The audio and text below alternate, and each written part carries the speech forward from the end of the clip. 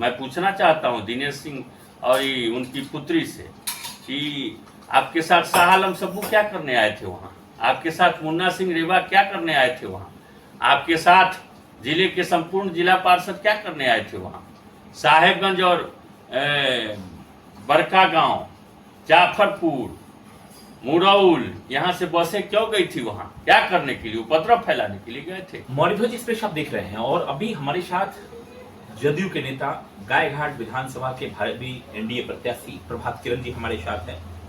प्रभात किरण जी, क्या लग रहा है इस बार गायघाट विधानसभा जिस प्रकार से एनडीए कार्यकर्ता सम्मेलन में यहाँ से जो संदेश गया, तमाम नेता का नजर, जो आपके प्रदेश स्तर के नेता, राष्ट्र स्तर के नेता, इन सब का नजर अब गायघाट विधानसभा में है, क्या तस्वीर रहने वाला है इस बार और उस दिन की जो घटनाएं हैं उसको कैसे देखते हैं आप? गायघाट विधानसभा क्षेत्र में तो एनडीए बहुत मजबूत है और खास तौर पर जो जनता दल यू का संगठन है और पिछले 5 वर्षों से हम लोगों ने जनता दल यू के संगठन को हर जाति वर्ग के लोगों से जोड़ने का काम किया है। आज गायघाट विधानसभा क्षेत्र में ऐसी स्थिति है कि जनता दल यू के साथ हर एक जाति वर्ग के लोग हैं। जो महागठबंधन का परंपरागत वोट है वो उसका भी रुझान, उसका भी खासा रुझान हम लोगों के प्रति है, इसलिए वहाँ तो हम लोग बहुत मजबूत हैं। और एनडीए का जो सम्मेलन था उसमें ऐतिहासिक भीड़ हुई है, ऐतिहासिक रूप से वो सफल हुआ है एनडीए का सम्मेलन। बड़ी उत्सुकता थी लोगों में और उत्सुकता के कारण हजारों लोग सम्मेलन में भाग लिए और ऐतिहासिक रूप से सफल हुआ। आप एक तरफ कह रहे हैं कि ऐतिहासिक रूप से सफल हुआ, हजारों लोगों की भीड़ थी, और दूसरी ओर आप आरोप लगा रहे हैं कि भीड़ को बाहर से भर के लाया गया, क्या सच्चाई है? देखिए, पिछले सम्मेलन के पिछले 5 दिन पहले से एक व्यक्ति हैं यहाँ जो अपने आप को मुजफ्फरपुर का मुख्यमंत्री बताते हैं और उनके द्वारा लगातार यह कहा जा रहा था कि हम बाहर से लोगों को ले आएंगे, साहेबगंज से, मीनापुर से ले आकर के और लोगों को भर देंगे सम्मेलन में और मतलब जो राजनीतिक जमीन है गायघाट की उसको हम हड़पने का काम करेंगे। तो इसके खिलाफ जो एनडीए के वर्कर हैं उनमें बहुत आक्रोश था और लोगों ने, जो कार्यकर्ता हैं एनडीए के, खास तौर पर जनता दल यू के, पूरा मेहनत करके सब लोग दिन रात एक करके और एनडीए का जो भी वर्कर है, हमारी जो बूथ कमेटी है, 10-10 सदस्यों की जो बूथ कमेटी है प्रत्येक बूथों पर, वो सक्रिय हो गई और एनडीए के कार्यकर्ताओं का भारी जुटाई किया और बाहरी लोग फेल हो गए। बाहरी लोग भी थे लेकिन ज्यादा संख्या यहाँ के लोग थे। आप देख लीजिएगा, जो एमएलसी हैं दिनेश सिंह, उनके साथ शहर के बड़े 10 क्रिमिनल आए थे और वो चाह रहे थे वहाँ उपद्रव करना, लेकिन कुछ चलने नहीं दिया गायघाट के लोगों ने। गायघाट के एनडीए कार्यकर्ता इतना सक्रिय थे कि किसी का कुछ चलने नहीं दिया और सम्मेलन हुआ। आरोप तो आपके के ऊपर लगा रही हैं कोमल सिंह कि आप उनको धक्का दे दिए, धक्का देने का प्रयास किए।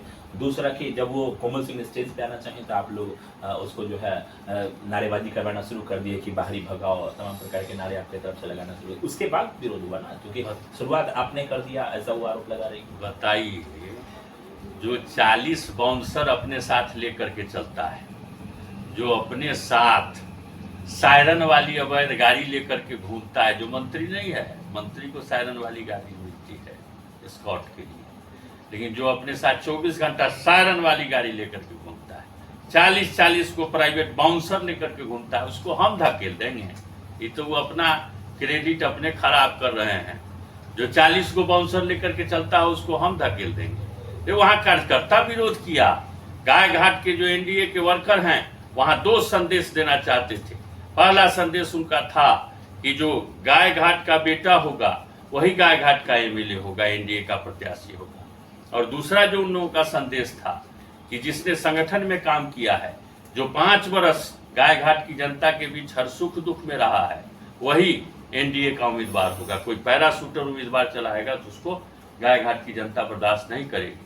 यही संदेश दिया है वहाँ के लोगों ने और वहाँ के लोगों ने माफिया का जवाब देने का काम किया है। मैं पूछना चाहता हूँ दिनेश सिंह और उनकी पुत्री से कि आपके साथ शाह आलम सब्बू क्या करने आए थे वहाँ, आपके साथ मुन्ना सिंह रेवा क्या करने आए थे वहाँ, आपके साथ जिले के संपूर्ण जिला पार्षद क्या करने आए थे वहाँ, साहेबगंज और बरका गांव, जाफरपुर, मुरौल, यहाँ से बसें क्यों गई थी वहाँ, क्या करने के लिए, उपद्रव फैलाने के लिए गए थे?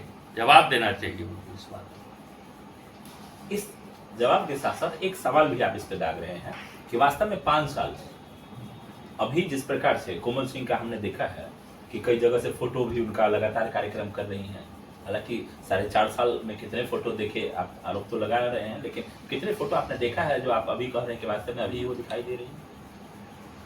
गायघाट विधानसभा क्षेत्र में पिछले 5 वर्षों में बाढ़, सुखाड़, कोरोना और सबसे दर्दनाक घटना मधुरपट्टी में 12 बच्चों नदी में समा गए थे। सबसे भयानक घटना हुई थी हमारे क्षेत्र में। कितने दिन वो इन घटनाओं में शामिल हुई है वो बतावे ना। अरे उनको तो पैसा कमाने से मतलब है, उसको तो गायघाट लूटने से मतलब है। और भ्रष्टाचार जहां कहीं भी होगा दिनेश सिंह और दिनेश सिंह का परिवार सबसे पहले शामिल रहता है। गायघाट में 63 शिक्षकों की बहाली हुई थी। 63 शिक्षकों में पहली बहाली दिनेश सिंह की बेटी की हुई थी, क्योंकि उसमें सभी जनप्रतिनिधि अपने अपने परिवार से लोगों को करा रहे थे। भ्रष्टाचार 5-5 लाख रुपया देकर के शिक्षक की बहाली कराने का काम किया गया और मैंने उस लड़ाई को भी पूरी मुस्तैदी से लड़ने का काम किया है। भ्रष्टाचार, अभी आप चले जाइए गायघाट थाना परिसर में जिला परिषद की जमीन थी, उस पर कई वर्षों से मेला लगता था, हाट लगता है, वो हमारी संस्कृति की जमीन है और उसको हड़प करके वहाँ भवन बनाने जा रहा है। 99 साल की लीज करा करके और दिनेश सिंह और उनका परिवार भवन बनाने जा रहा है। तो ये तो बानगी है। उनसे पूछिएगा ना बीना देवी सांसद से, अपना सांसद फंड, सांसद लैंड 2 साल का सिर्फ किताब में लिखने का काम किया है। क्यों? उसमें कमीशन खोरी ज्यादा होती है। ये लोग तो भ्रष्टाचारी लोग हैं। और दूसरी बात है कि सर्वदलीय कंपनी है, अपने हैं जेडीयू से विधान पार्षद, पत्नी है एमपी लोजपा से, पुत्री को एनडीए से यहाँ से लड़ाना चाह रहे हैं, पार्टी फिक्स है ये नहीं है। पुत्र उनका साहेबगंज में बउआ रहा है वीआईपी का टिकट लेने के लिए, महागठबंधन का प्रत्याशी बनने के लिए। तो ये लोग तो सर्वदलीय कंपनी है और सर्वदलीय कंपनी है लूटने के लिए अपना बाजार बनाया। प्रभात किरण, क्या लग रहा है कि अभी इस बार, क्योंकि पहले जिस जोड़ हमारा सवाल यही था कि पहले लगातार आप मुखरता से जिस प्रकार से इस मुद्दा को आपने लिया था कि नहीं शिक्षक बहाली भर्ती हुआ, उसमें बीपीआरओ से लेकर के वर्तमान विधायक, एमएलसी की पुत्री, एमएलसी और वैशाली सांसद की पुत्री, इन सभी लोगों को लेकर बड़े मुखरता से आप, लेकिन उसके बाद अभी आप नॉर्मल हो गए हैं, क्या कारण है? क्या कहीं आपकी भी सेटिंग है? मैं पूरी तरह से उस कांड को लेकर के पूरी तत्परता के साथ लगा हुआ और मैंने रिट भी फाइल किया है जन लोकपाल में और उसके खिलाफ, चूंकि मामला फिर कोर्ट में चला गया, क्या बोलते हैं उसको, प्राधिकार में, शिक्षक प्राधिकार में मामला चल रहा था, इसलिए मैं बीच में चुप हो गया था। लेकिन चुनाव के बाद फिर मैं पूरी सजगता से उस पर लगूंगा और मैं ही हूं कि अभी तक किसी को वेतन नहीं मिला है और निश्चित रूप से उन लोगों को हटना पड़ेगा, जितने भ्रष्टाचारी हैं उनको हटना पड़ेगा, ये मेरा संकल्प है, इसको हम छोड़ नहीं सकते। आपको लेकर के विपक्षी जो सवाल उठा रहे हैं कि वास्तव में आपके पिताजी जब विधायक थे तो आप ठेकेदारी करते थे, ठेकेदार हैं वो ठेकेदारी वाली भाषा बोलते हैं, वो तो ठेकेदारी करेंगे, उनको राजनीतिक अनुभव नहीं है। हालांकि इसको लेकर के क्या कहेंगे आप? हम ठेकेदारी नहीं, आप विधायक बनेंगे तो कौन ठेकेदारी करेगा? मैं ठेकेदारी नहीं करता हूँ और मैं अपने क्षेत्र में करता भी नहीं हूँ काम। पहले करता था, 3 साल से हमारा बंद हो गया और हमारी कंपनी थी रजिस्टर्ड कंपनी, कोनो विधायक योजना की ठेकेदारी थोड़े करते थे। हम तो किए हैं, बार किए हैं गायघाट क्षेत्र में, को बताइए हमारा काम कभी नहीं किया है, काम हमारा बंद भी हो गया है। मैं पूरी तरह से राजनीति। वर्तमान विधायक निरंजन राय कितने मार्क्स देंगे डेवलपमेंट को लेकर के, गायघाट के विकास को? देखिए उन पर वो तो दया के पात्र है निश्चित रूप से वो दया के पात्र है। 5 वर्ष कितना काम किए हैं ये उनका वर्कर उनको बता रहा है। जहाँ जहाँ जा रहे हैं तो राष्ट्रीय जनता दल का वर्कर है उनको खदेड़ रहा है।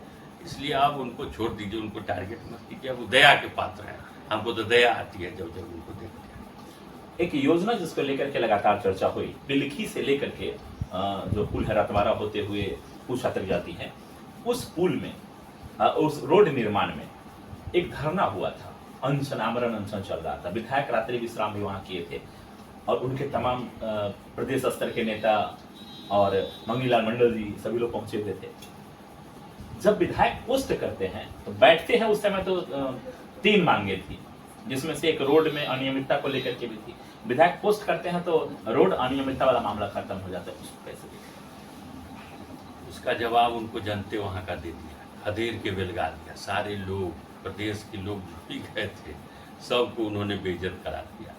मैं तो पहले ही से कहता हूँ कि जो जनप्रतिनिधि हैं, जिनको हम विधानसभा भेजने का काम करते हैं, लोकसभा भेजने का काम करते हैं, उनका काम होता है कि सदन में बैठ करके और हमारी मांगों के लिए लड़ना। अगर वो विधानसभा के सत्र के अवधि में सदन में बैठ करके अनशन किए होते तो हमको पूरा विश्वास है कि वो लड़ाई लड़े होती। लेकिन तो झूठी बात, सड़क पर गए थे अनशन करने, लोगों को दिखाने।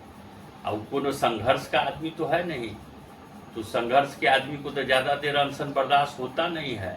सवेरे से लगे छटपट करने, और जब वहाँ के आंदोलनकारी लोग नहीं माने तो कहे कि तब मैं अपना तोड़ता हूँ, आप लोग बैठिए। तो आक्रोश हो गया, लोगों ने भगा दिया।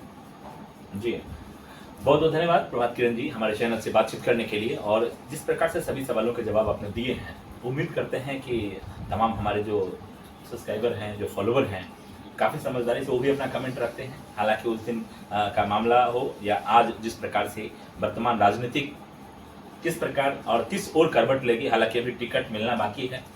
संभावनाएं सभी की अपनी अपनी हैं, जिस प्रकार से आप अपनी दावेदारी कर रहे हैं। और हालांकि जिनको लेकर के उनकी मां का हमने बयान एक चलाया कि पार्टी कोई भी हो, टिकट कोमल को ही मिलेगा, इसको ये भी आपने बयान देखा होगा।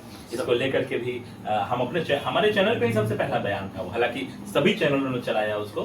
घमंड की सीमा पार कर चुके हैं ये सब बयान कि मुजफ्फरपुर का मुख्यमंत्री, हाँ ये बात ठीक है कि नीतीश कुमार पटना में राज चलाते हैं तो मुजफ्फरपुर में मैं चलाता हूँ। कि एनडीए के किसी पार्टी को मिलेगा उम्मीदवार, हमारी बेटी हुई थी, सब तो घमंड का परिचायक है। आ घमंड तो जनता तोड़िए देती है। जारंग उच्च विद्यालय के मैदान में घमंड जनता ने तोड़ दिया है, एनडीए कार्यकर्ताओं ने ही उनका घमंड तोड़ दिया है। अब इसके बाद उनको अगर राजनीतिक नैतिकता उनमें नहीं बची होगी, राजनीतिक निर्लजता उन पर सवार होगी, तो अपना फिर आगे करेंगे। जी, बहुत बहुत धन्यवाद सर आपका हमारे चैनल से बातचीत करने के लिए। विशेष तमाम दर्शकों को धन्यवाद कि आप अपने कमेंट राय में जरूर रखिए कि वास्तव में जिस प्रकार से हमने प्रभात किरण से बात किया, कितनी संभावनाएं आपको दिख रही है कि आने वाले समय में कितनी मार्जिन से और किन के ऊपर जनता सबसे ज्यादा भरोसा करेगी। बहुत बहुत धन्यवाद तमाम दर्शकों का।